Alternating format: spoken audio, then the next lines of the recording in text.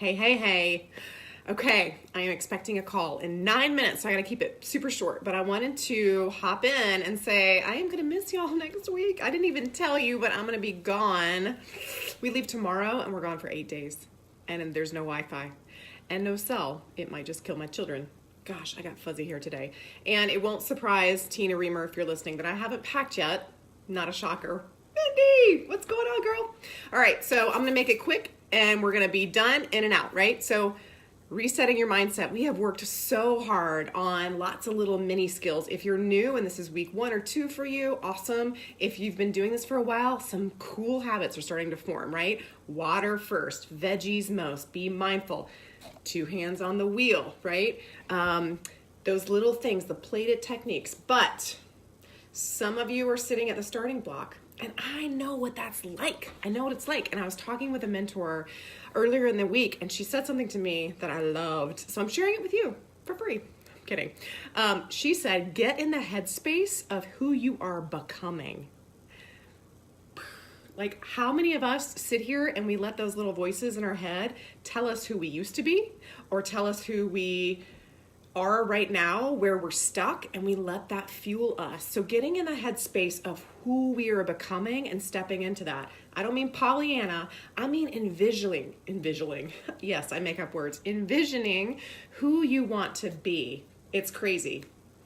So sit in that energy.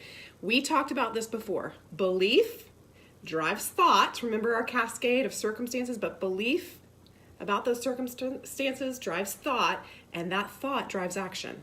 So I'm gonna give you an example. How many times have you said to yourself, I'm so busy, there's not enough time in the day? And you say this over and over again, and maybe you're behind on catching up on emails or paying bills or getting the house organized or whatever that thing is for you. And you decide to stay up late one night, and you're like, I'm just gonna put the kids to bed and I'm gonna power through it. And you power through it, and maybe you are falling asleep at the laptop, and you're kind of half arsing it, for lack of a better word, and you wake up the next day, and you're sluggish, and you're tired, and you're super hungry because you didn't get enough sleep, and you're irritable with your children, and maybe you accomplished one thing off of your list, but those other benefits, right, those other things, you're falling asleep, you're exhausted, what does it do to your mindset? It fuels that belief of, see, I don't have enough time in the day. I can't do this, etc., etc., etc. But here's what's cool. When you take that same thought process and you re-engineer the way that you talk to yourself, and you say, instead of, I'm so busy, I can't get anything done, I don't have enough hours in the day. I've been guilty of saying that. If you come at it with a positive mindset, we're resetting our mindsets. We come at it and we say, I have all the time I need to accomplish my priorities. Bingo. That's how things start to change. That's how your mind says, awesome, what are your priorities? Then you get to define for yourself, okay, taking care of myself, planning my nutrition, making my day easier. So when you feel like you've got priorities, right? Your brain says, I can do this. I've got clarity. I'm gonna grab my journal. I'm gonna write out what my priorities are. Maybe there's 3 things today that I wanna accomplish. One of mine should have been packing. But you focus on those most important things, and guess what happens? The needle moves forward, and you believe more in yourself. And then what happens to your actions? Your thoughts drive those actions, and you do better things. Maybe you get a little jump start on meal planning. Maybe you take your tracker to work if that's been where you've been in a sticking point. Those things are easy to change. So what I want you to do, of course you have homework. Can't get out of this without homework. I want you to anchor yourself each morning in a set of beliefs. So think about the things that you might be saying that are holding you back. Maybe you're not getting quite the progress. How about this one? Who's ever said this one? I hate the taste of water. Right? That's going to hold you back because 2B mindset is focused on water first. So what are the things? Water is so fabulous for my body. I can't wait to add different flavors. That changes everything. I can recommend a bunch of little things. There's a product called Stir, S-T-U-R. There's also stevia sweet drops you can add to your water. Those are great flavor enhancers. But look at how that little mindset shift helps you change the direction of where you're going. I want y'all to remember that the mind is, what was that thing? The mind is a terrible thing to waste. It is the most powerful tool that you have in your toolkit. It's also the most powerful muscle we got going on here. If we can reshape this and take captive what you're thinking, we can change it all. So if you're just joining us, go back and look at the very beginning of this video, because that's where traction starts to happen. If you're feeling stuck, it doesn't even have to be with 2B mindset. It could be with something else that's going on in your life.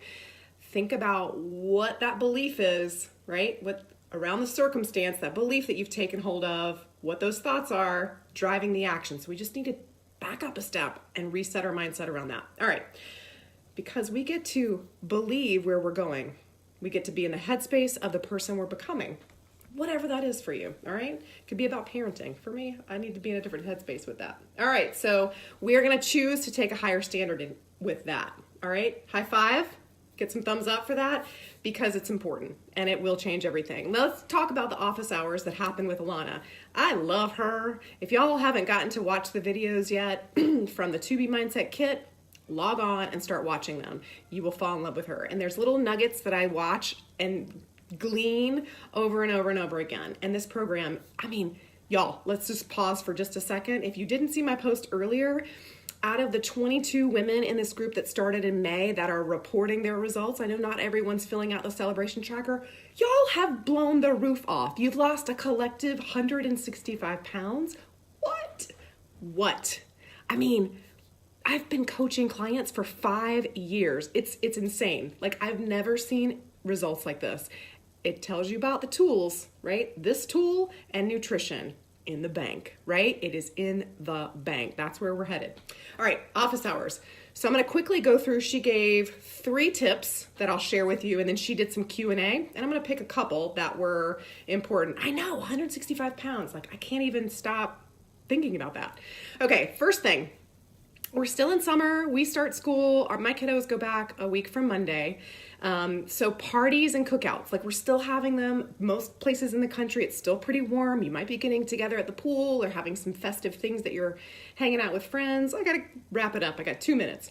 So before you go to the cookout, know your purpose. Know what you're there for. And I'm going to give you a hint. It's not for the food. It's for the relationships.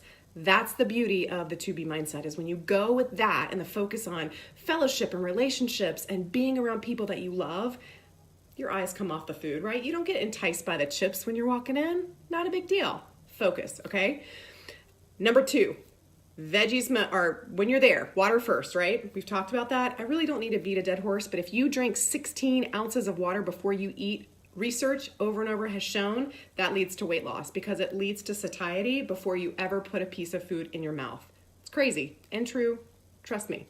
And then veggies most. Think about what veggies you're going to be eating. And if you think you're going to a cookout or a party that doesn't have veggies, y'all, stop by your local grocery store and grab a veggie tray. You'll be the hero and you'll thank yourself later. Okay. So those were her 3 tips. Know your purpose while you're there. When you get there, water first, water first, water first, and then veggies most. Doesn't mean you can't indulge. Doesn't mean you can't have an adult beverage if that's your jam. But stick to the guidelines and you will be so proud of yourself afterwards, because when you flex that muscle that you've been trained to, we're thinking in the headspace of who we're becoming, things change. It becomes so much easier. And remember, I always say this, you give others permission to live better. That's so cool. It's a gift, right? Okay, somebody asked, do you pre-eat before parties? I love this tip, and she said yes, she does. And oftentimes I'll do the same thing. I'll make a Shakeology, drink it on the way. That way I know I've gotten great nutrition. If I happen to have something that's like a little less nutritionally dense, I'm okay with that because I've fueled my body well and I don't show up hungry. Have you ever shown up hungry or gone grocery shopping hungry? It doesn't end well. So you can also pre-make or use leftovers, eat those right before a party. Number 2, chips, potato chips. I loved this because my family is addicted to chips and I don't really struggle with them anymore, but there was a time when I did. So here are her suggestions. Snack size bags. If you're going to eat chips, buy snack size bags. The frugal part of me is like, oh, but that's a waste of money. Stop it. It's worth the investment into snack size bags if it's going to save your waistline, right? That forces you to savor each little morsel, each little chip that's in that bag. When you're done, you're done. That's it. Second tip she gave around chips is try the bean-based chips. Those are generally higher in protein. They have more fiber and less sugar. And there are so many on the market. I think Benito's makes them. I saw a bunch on Thrive Market. They're great. And then if you're not a chip person, think about things like cucumber slices or jicama slices in tahini or a tzatziki dip, right? Chips. I know, love the snack size. So there's some alternates to that. She's going to call me any second, so I got to go. But last question. What do you do if you really want dessert after dinner? Like, what if you were just like sweet tooth raging? What do you do? So her biggest tip was have a greater awareness of what's fueling that hunger. Think about where that might be coming from. Are you really hungry? Are you thirsty? Are you hungry or is it a habit? Remember that conversation in the video?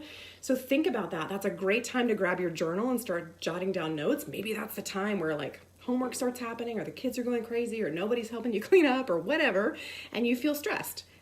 Think about that. Journal about that. Put some feelings behind that, because remember, we can change our mindset and change our action. So in lieu of that, there are things that you can have that are great comfort foods. So maybe you put together an awesome, she was saying she loves a cinnamon tea, where she makes a nice steaming hot mug of cinnamon tea and adds almond milk and some stevia. It's really sweet and warm, 2 hands on the wheel. It's very satisfying and it fills you up. Sometimes I tell people like a handful of almonds, that little bit of protein and fiber just gives you a little oomph. You could even do the chocolate covered ones if you really had to have that. But I think we are able to change our surroundings, and that's a great solution. So if you're really craving dessert and you just want to get out of the kitchen, get out of the kitchen, go for a walk, take the dog for a walk, maybe do some yoga. I love a tip that somebody shared in a challenge group years ago, and she said after she eats, you know what she does? She goes and brushes her teeth, and nobody wants to eat after they brush their teeth. That's brilliant. So I'll share some of these other tips later. I love you guys. I'm not peacing out. Hopefully I'll get a chance to connect at some point next week, but I can't promise anything, but you're going to be in great hands with the other coaches and each other on this team. So love you. To Be Mindset. Let's roar on, bunnies.